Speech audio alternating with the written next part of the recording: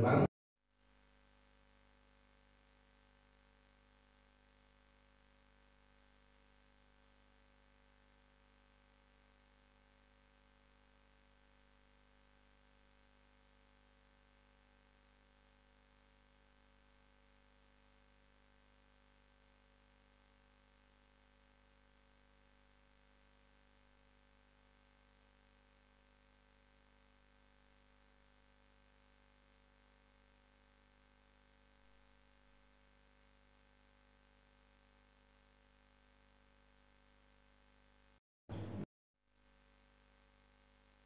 Yesus tertidur.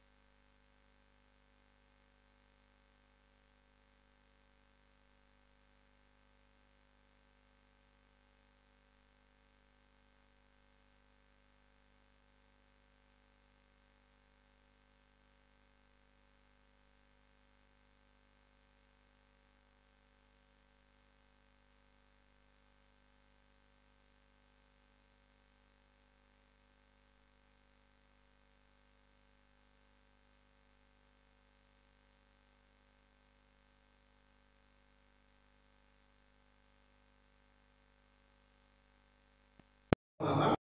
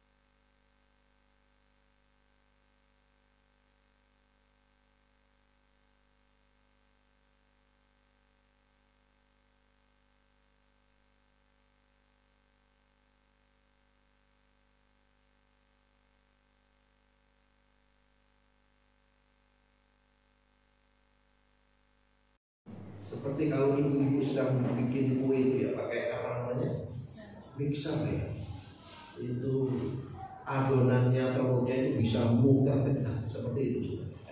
Karena kondisi danau Genesaret atau danau Galilea itu lebih rendah dari permukaan laut, sekitar 200 dari apa yang saya pelajari, ya, 200 meter. Nah tentu Bapak Ibu saudara-saudara, Petrus, Andreas, Yohanes ini tahu keadaan itu, ya, haleluya.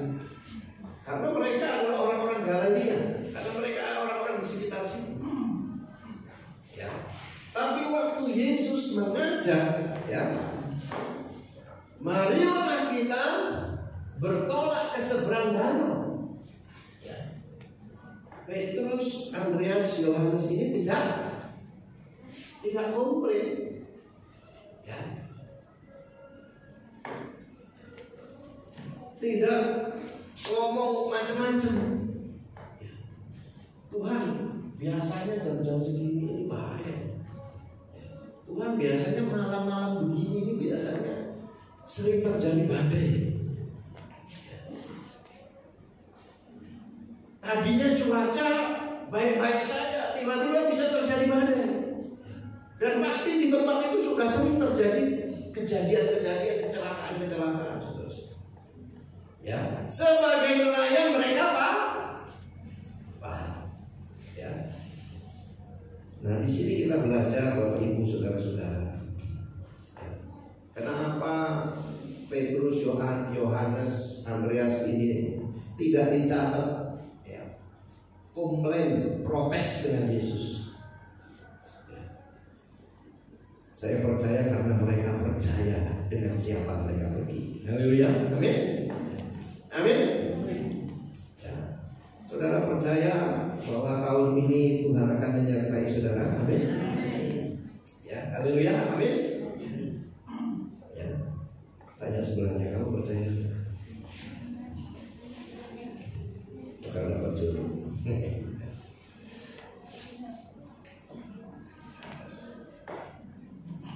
Nah, sebagai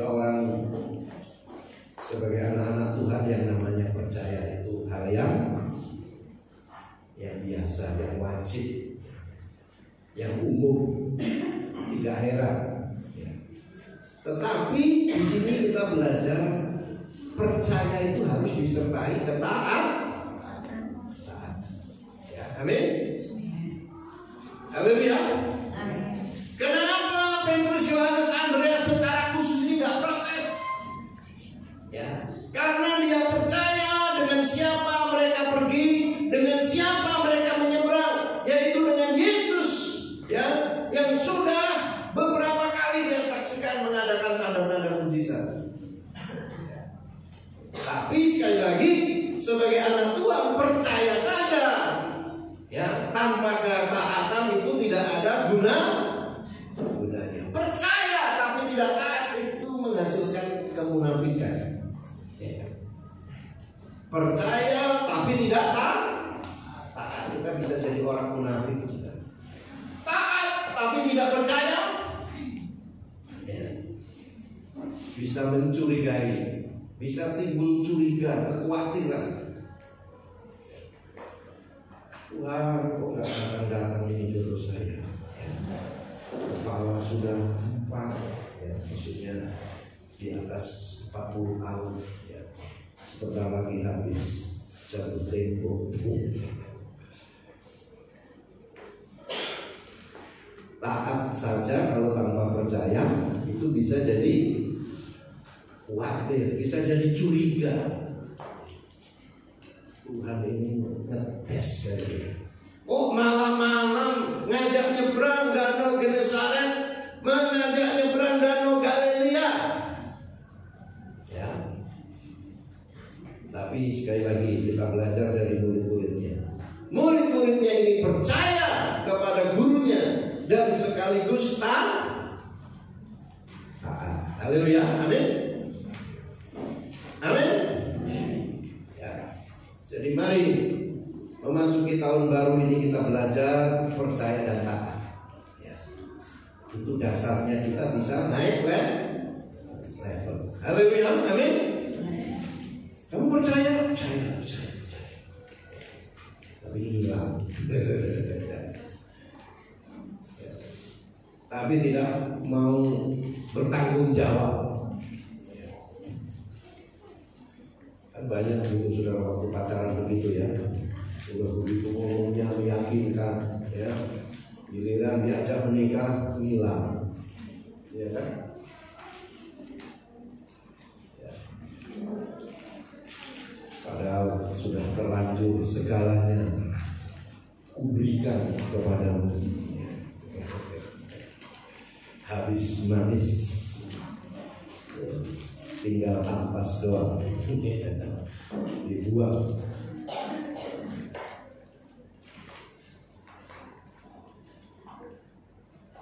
Nah, Bapak Ibu saudara-saudara, ya, kadang-kadang masalah itu datangnya sekonyol.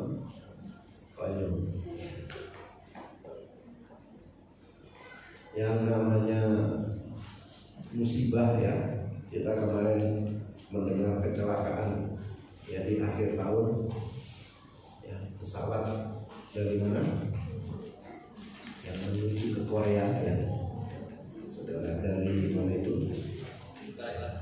Thailand ya. Berapa yang meninggal? Sekitar 190 berapa? Ya. 102 178 ya. Ya. Saudara-saudara. Nah, menurut ahli ya, naik alat transportasi pesawat itu merupakan transportasi teraman di dunia. Menurut para ahli, naik pesawat itu merupakan ya alat transportasi teraman gitu. Bila dibandingkan dengan kereta api, kapal laut, ya. Dari 1 juta penerbangan, ya, itu hanya 2 pesawat yang mengalami kecelakaan. Jadi kalau dipersentasekan itu 0,002%. Sangat sedikit sekali pesawat itu yang mengalami kecelakaan. Tapi masalahnya kalau 2 itu kita ada di dalam itu, ya kan? Giliran sudah mau nyampe angka 2, kita beli tiket. Ya. Hidup ini penuh dengan misteri. Ya, kalau menurut perhitungan orang yang rambutnya putih ya sudah mulai gigi habis ya, itu akan berangkat duluan. Kalau menurut ya perhitungan ya, tapi kenyataannya bagaimana? Belum tentu ya. Ada orang yang pipinya masih kenceng, ya, rambutnya masih hitam. Innalillahi wa inna ilaihi raji'un. Ya. Nah, kejadian ini sekonyong-konyong, saudara-saudara. Ya. Tiba-tiba, ya, apa? Turunlah taufan, ya, di danau. Bagaimana saudara-saudara? Kalau tiba-tiba saudara mengalami badai seperti itu, yang paling penting itu apa, saudara? Haleluya. Yang paling penting apa, saudara? Saudara sudah punya kehidupan yang percaya dan taat. Ya. Haleluya. Saya itu waktu di Lindestruk, saudara-saudara, saya langsung Tuhan, ampuni saya Tuhan. Saya langsung periksa diri Tuhan, ada apa ini? Benar saudara-saudara pernah begitu? Ya, lagi cari-cari barang tiba-tiba kepala bentuk gitu. Waduh, saudara, di sini mungut. Terus apa saya? Tadi saya ngomong. Ya. Saudara-saudara, musibah kecelakaan itu bisa datang tiba-tiba. Ya, sekonyong-konyong kematian itu bisa datang tiba-tiba. Haleluya. Ya. Jangan dulu. Ya. Saudara, waktu kita memasuki pergantian tahun biasanya kita menghitung sama-sama ya. Biasanya berapa dari angka berapa? 10 detik ya sebelum perpindahan. Ya. Kosong itu ya. Ayo hitung sama-sama ya. Titik. 1, 2, 3, 4, sama-sama 5, 10, hore. Ada yang niup trompet ya. Ada yang apa, saudara? Kembang api ya. Ada yang langsung ya jungkir balik ya, saudara-saudara. Wah, pokoknya sama sekali. Tapi kalau orang sedang mengalami yang namanya musibah, bisa nggak saudara dihitung? Ayo kita hitung sama-sama. Ini sebentar lagi mau mati. 1, 2. Yang hitung yang mati. Bisa nggak saudara? Ya, ini tante, ya, atau om lagi di rumah sakit, semua kabel-kabel udah nih. Ayo kita hitung sama-sama. 1. Tidak bisa saudara-saudara, ya. Kematian musibah itu tidak bisa diprediksi. Ya. Walaupun ada orang yang tanda-tandanya itu tadi sudah usianya tua, kesehatannya semakin menurun, tapi belum tentu. Ya, haleluya. Nah, oleh sebab itu kita harus punya sikap yang berjaga. Ya, amin. Amin, saudara. Saudara bisa bayangkan kalau murid-murid ini pergi tanpa Tuhan Yesus, ceritanya akan berbeda, saudara. Maka meninggallah seluruh murid. Karena Yesus ternyata tidak jadi pergi. Haleluya. Tapi karena ada Yesus, saudara-saudara, dan karena mereka percaya dan taat dengan perkataan Yesus, maka mereka terkagum-kagum. Ya. Siapa gerangan?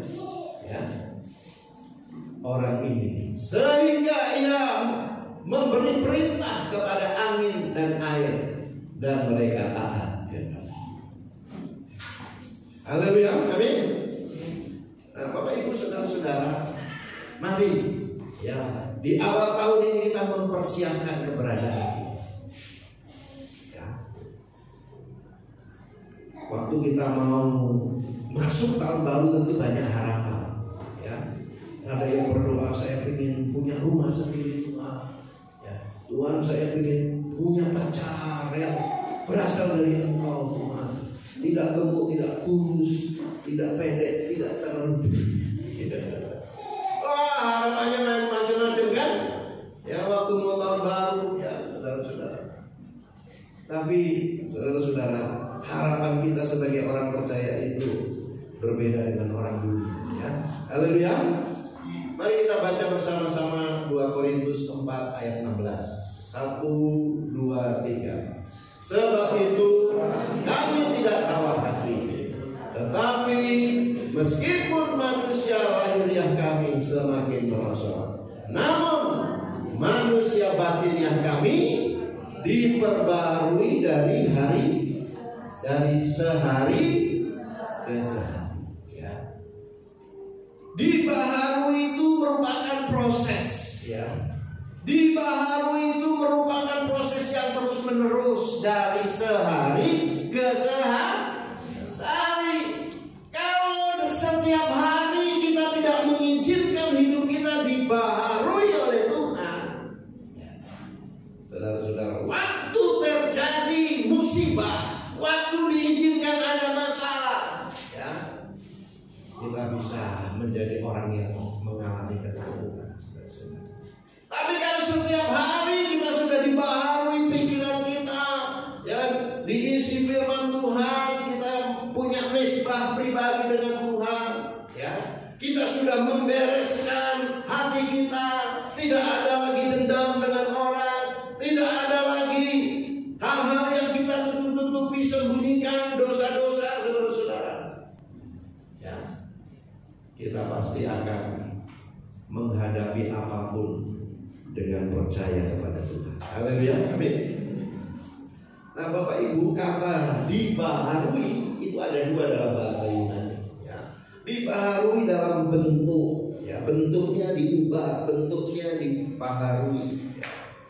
Tapi ada juga, ya, dibaharui itu sesuatu yang diperbaharui kualitasnya. Ya. Nah, diperbaharui dalam 2 Korintus 4 ayat 16 ini, itu bicara tentang kualitas hidup kita. Ya. Haleluya. Bukan dandanan luar kita. Ya.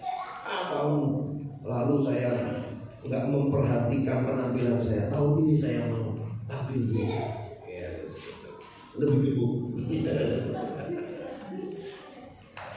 Bukan itu saudara-saudara yang perlu dirubah. Amin. Ya, haleluya. Yang dibaharui itu batin kita, manusia batinnya kita. Ya, saudara, setiap kali saya mau pelayanan di depan cermin, lalu saya stres melihat rambut saya ini. Ya, saudara, udah didoakan, sudah rawat, tetap aja habis, saudara. Padahal saya punya rambut itu sangat tebal ya. Dan saudara-saudara saya tidak ada yang botak, saudara. Ya. Tapi itulah kondisi manusia ya.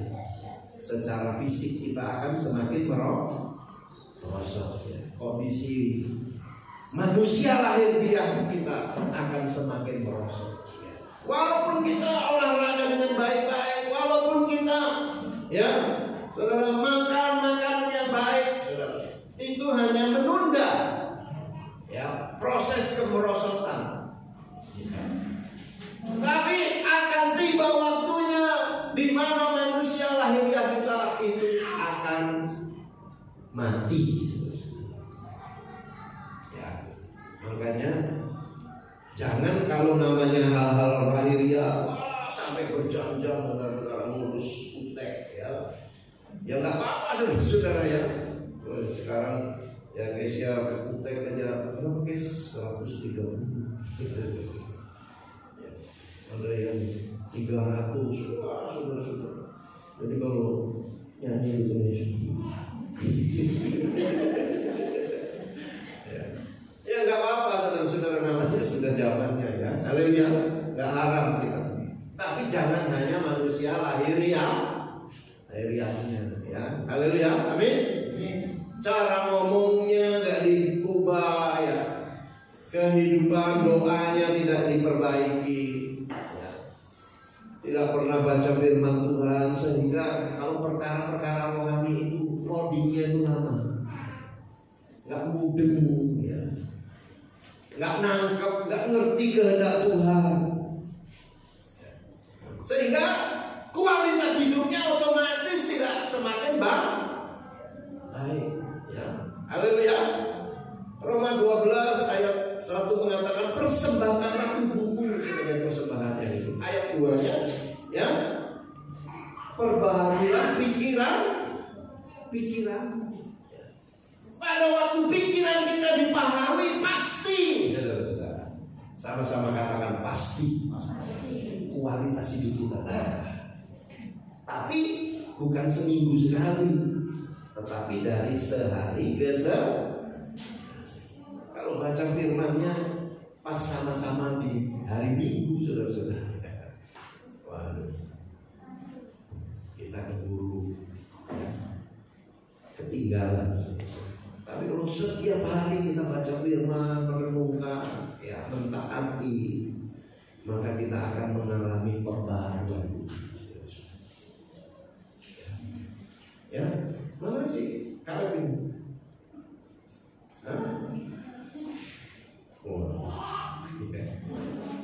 Ini tolong dikeluarin dulu, ada satu lagi di desktop ya, di media sosial. Ada seorang namanya John B.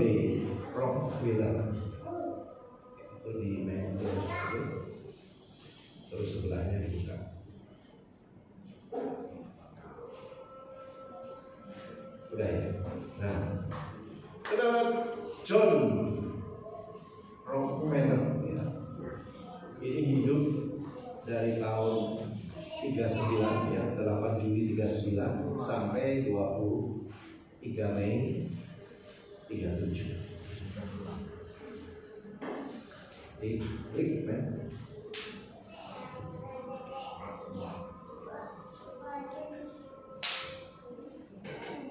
John Ray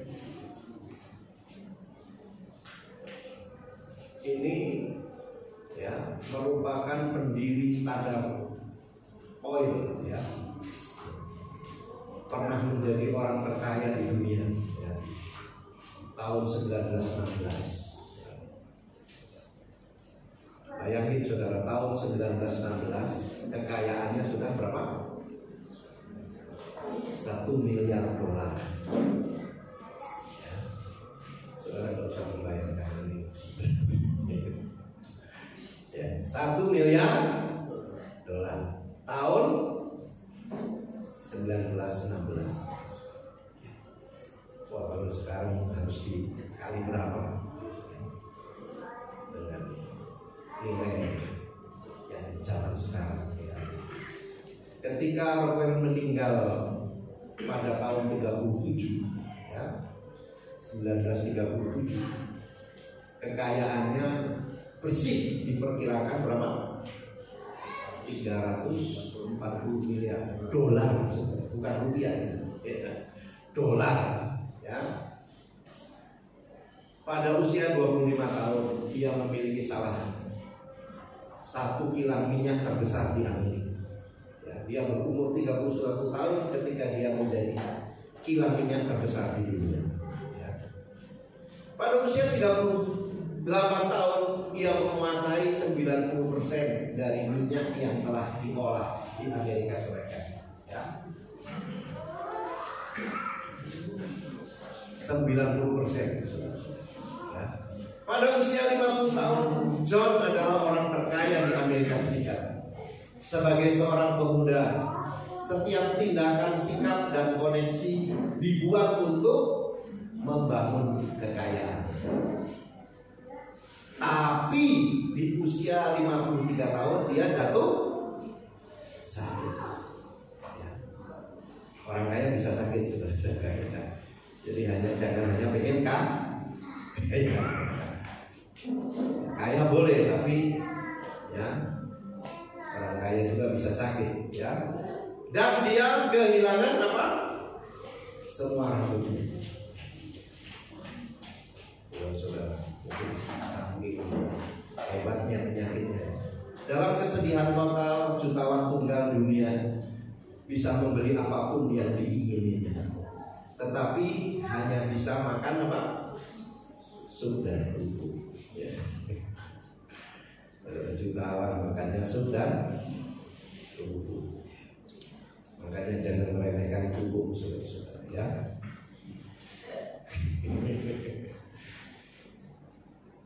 Terus menurut seorang rekan dia tidak bisa tidur. Bukan hanya masalah makanan ya, tapi dia tidak bisa tidur, tidak akan tersenyum, dan tidak ada yang memberi yang berarti baginya dalam hidup. Saudara, walaupun duitnya berapa tadi? 100 ya. Berapa tadi ya? 340 miliar. Tetapi kalau makan sup kerupuk tiap hari, terus ya tidak bisa tidur, saudara, dia bisa beli obat tidur ya, tapi tetap nggak bisa tidur. Dan yang lebih parah lagi nggak bisa tersenyum. Saudara, kalau orang tidak tersenyum itu kadang-kadang karena nggak punya duit. Ya, tapi orang punya duit belum tentu bisa tersenyum ya. Terus dan dia merasa hidupnya tidak ada yang berarti. Dokter pribadinya yang sangat terlatih menunjukkan bahwa ia akan mati dalam tahun itu berlalu dengan sangat perlahan ya. Orang kalau sakit itu saudara-saudara melewati 1 hari itu kayak 1 tahun, karena dia takut menghadapi sop dan kerupuk tadi. Jadi kayaknya lama ya, mau menghindar nggak bisa ya, pengen makan pizza nggak bisa ya. Apalagi rendang nggak bisa ya.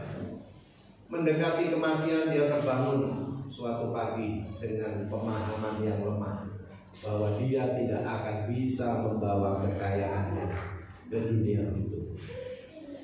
Pria yang bisa menguasai dunia komersial tiba-tiba menyadari bahwa dia tidak memiliki apa? Kendali atas kehidupan pribadi. Makanya kalau kita masih dikasih kebebasan mengendalikan diri, ya, jangan lupa injak rem. Amin. Ya, haleluya. Jangan golojo, orang Manado bilang. Firman Tuhan bilang kalau makan taruh di pisau. Ya. Jangan sampai kita tidak bisa nginjak rem lagi. Dia memberitahu para pengacara, akuntan, dan manajemennya bahwa dia bermaksud untuk mencurahkan aset ke rumah sakit, penelitian dan pekerjaan. Karena dia merasa bahwa dia tidak bakal bawa kekayaannya, ya. Kalau dia nanti mati, maka dia panggil kumpulin pengacara, akuntannya, manajemennya, ya, untuk mulai merencanakan membagi uangnya kepada rumah sakit, penelitian. Ini sebuah, ya, perguruan tinggi yang mengadakan penelitian, ya, dan pekerjaan.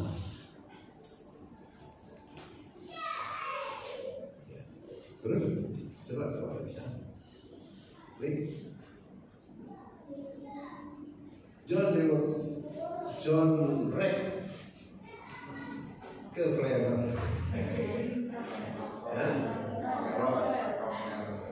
Rockefeller,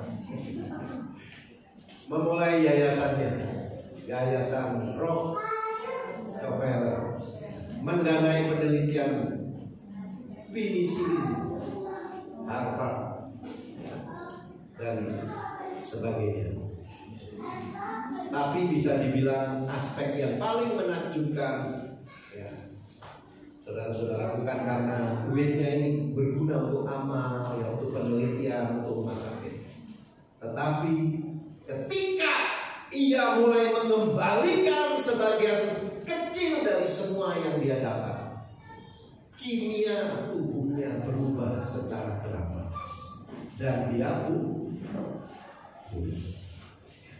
dia diperkirakan akan meninggal usia 53 tahun, tetapi dia bisa bertahan hingga mencapai 100. Saudara, apa hubungannya memberi, ya, beramal dengan kesehatan dia? Tetapi waktu orang ini bertobat, saudara-saudara, ya, dia menjadi jemaat gereja baptis di Amerika. Ternyata saudara-saudara, ya, secara ajaib tubuhnya, ya, itu menjadi pulih. Dan yang tadinya dia divonis hanya bertahan 53 tahun, dia bisa berumur berapa, saudara? Terus, ya, ini sulit sekali.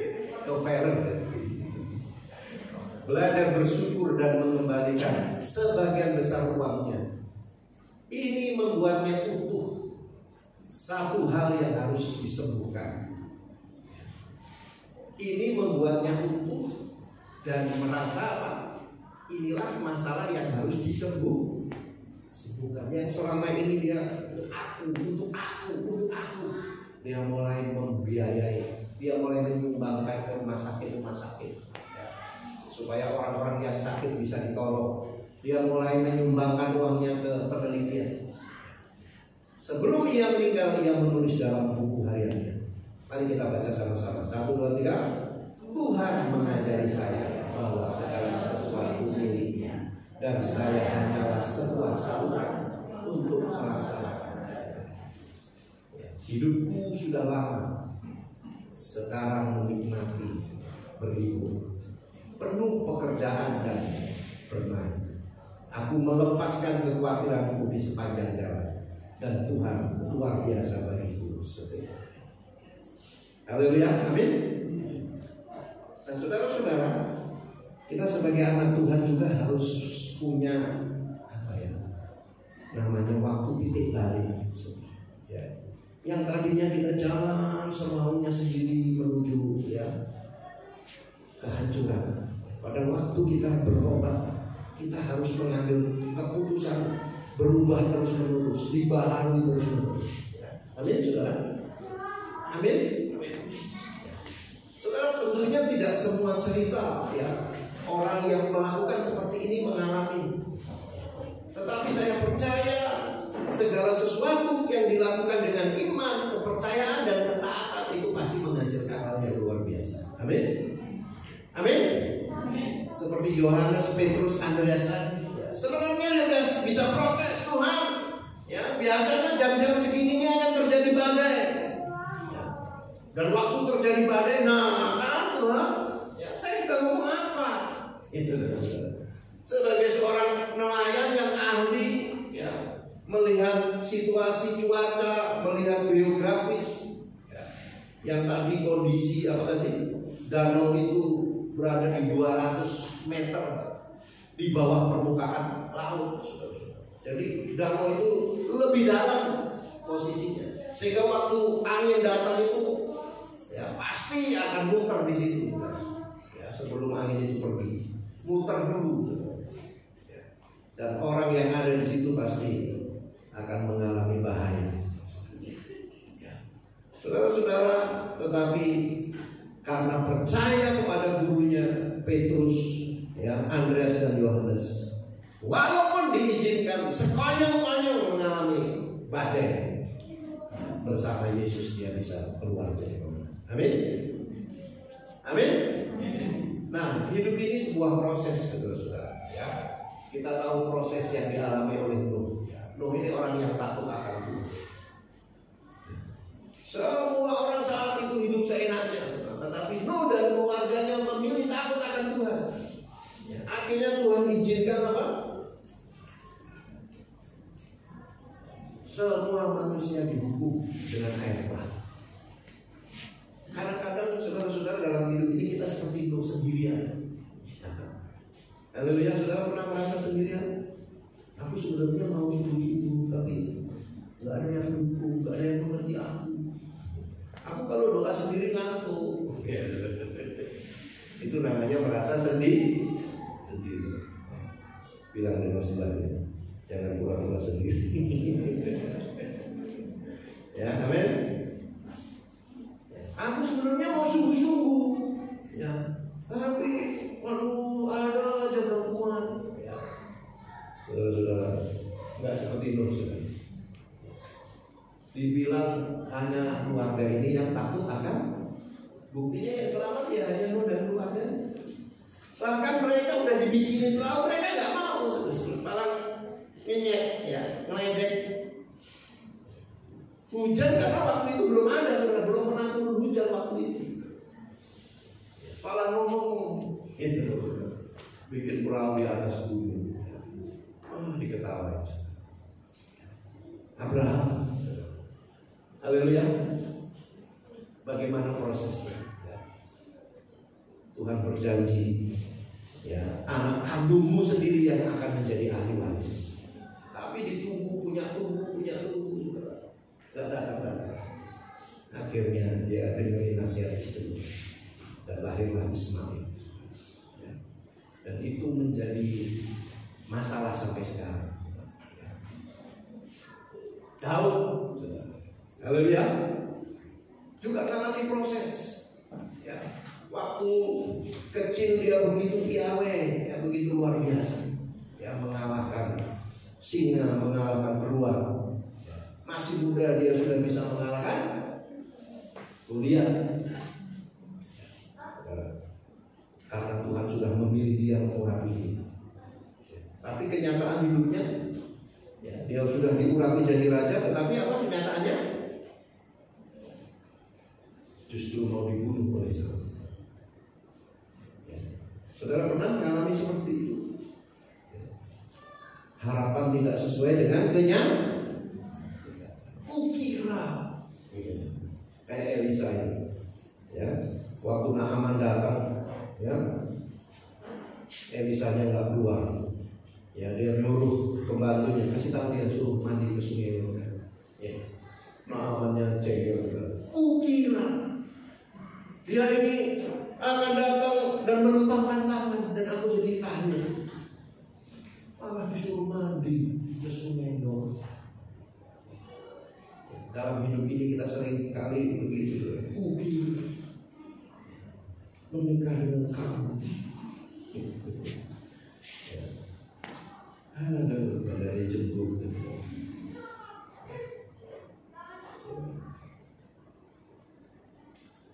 Mari kita baca ayat ini, saudara.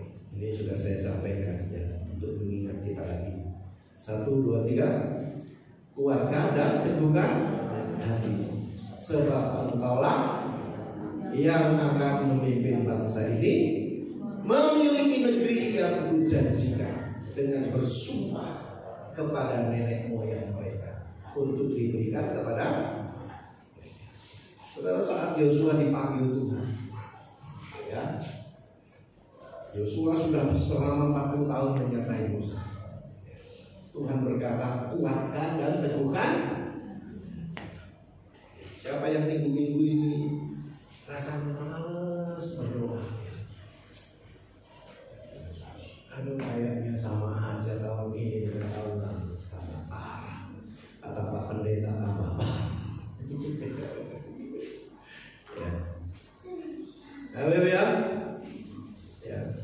Terus melihat orang-orang di sekitar kita, aduh, ini orang-orang yang bikin tak senang. Ya. Akhirnya kita mau punya komitmen naik level nggak jadi, ada masalah. Ya, masa bodoh. Ya. Nah, ini orang-orang yang nggak kuat, nggak teguh hati. Ya, haleluya. Coba bayangin saudara, kalau Yosua tidak kuat dan teguh hati, apakah dia bisa memimpin bangsa untuk memiliki negeri Kanaan yang sudah dijanjikan kepada Abraham, Ishak, Yakub? Ya, ini tinggal apa? Istilahnya tongkat estafet itu tinggal apa? Peserta terakhir. Yang lain udah kenceng hari, tinggal dia terakhir. Terus dia ingat-ingat, dia tadi ngomong ini kalau dapat hadiah nanti dia mau dapat banyak. Akhirnya dia masalah. Ya, coba bayangin saudara, kalau Yosua mentalnya seperti itu, ya, kalau suami-suami mentalnya seperti itu, istri-istri mentalnya seperti itu, ya, kira-kira anaknya kayak apa saudara?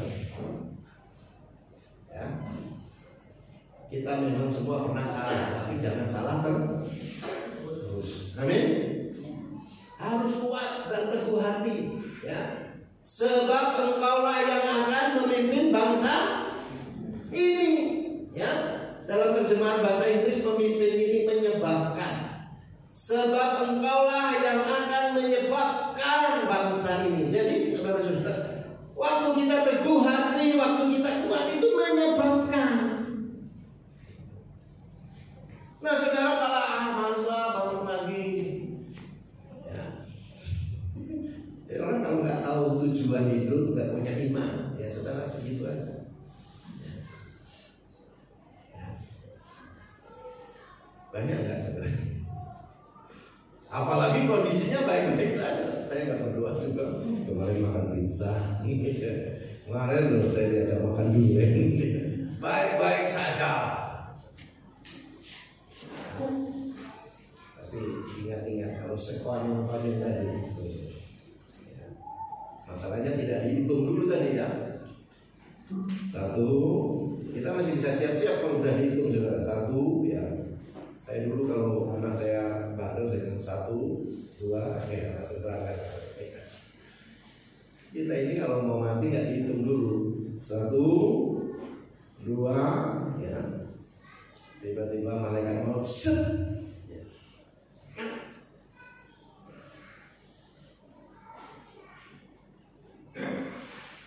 Tapi saudara, bukan hanya masalah kematian, tapi ini masalah janji Tuhan. Amin. Kita kemarin tahun baru nyambut ayat ya, berjanji. Tapi kalau kita nggak kuat dan teguh hati, sebelumnya saya juga rencana mau puas. Tapi jadi Yang begini ini banyak temennya. Ya kalau dikarungin banyak. Ya Pak Doni dikit-dikit kata karungin ini. Jangan harus dikarungin. Ya, haleluya. Saudara-saudara, kita kan bukan untuk cari pujian, saudara. Kita ini sudah banyak ditolong Tuhan. Kita ini sudah banyak ditolong oleh pendahulu-pendahulu kita. Saudara-saudara, kita ini nggak tiba-tiba seperti ini. Orang tua kita mungkin ya jadi contoh mendoakan kita. Kalau orang tua kita brengsek mungkin, tapi ada orang yang dipakai Tuhan untuk menjadi contoh buat kita. Pasti ada, saudara. Ya, guru brengsek, orang tua brengsek, kakak kurang ajar. Ada guru sekolah pasti ada yang dipilih Tuhan untuk menolong kita. Makanya kita ada di tempat ini. Ya, amin. Ya. Jadi melalui hidup kita menyebabkan ya, janji Tuhan itu digenapi dalam hidup kita dan generasi. Amin. Nah, saudara-saudara, Yosua itu dipilih, ya, setelah dimuridkan oleh Musa selama 40 tahun. Yosua diurapi oleh Musa. Ya. Yosua menguatkan dirinya. Tuhan berkata, jangan kecut, jangan tawar hati, kuatlah. Ya, sampai 3 kali diulang. Yosua harus menguatkan diri. Bilang dengan sebelahnya, kamu harus menguatkan diri. Jangan mengharap orang menguatkan. Ya melalui konser kita menguatkan, saling menguatkan. Tapi jangan bergantung. Oh, Pak Gembala nggak datang-datang ya. Ini udah dunia. Ya, sudah. Jangan berharap kepada manusia. Ya kadang-kadang mungkin saya ada undangan, ya makan durian, terus kekenyangan tertidur. Ya. Saudara, namanya manusia itu kadang-kadang lupa. Saudara harus menguatkan diri sendiri dari sehari ke sehari. Yosua menyeberangi sungai Yordan. Ya. Yang lalu dia menyertai Musa menyeberang laut. Sekarang dia gantian. Ya. Ayo imam, siap. Waktu dia mulai melangkahkan kaki ke sungai Yordan yang kering. Haleluya. Amin.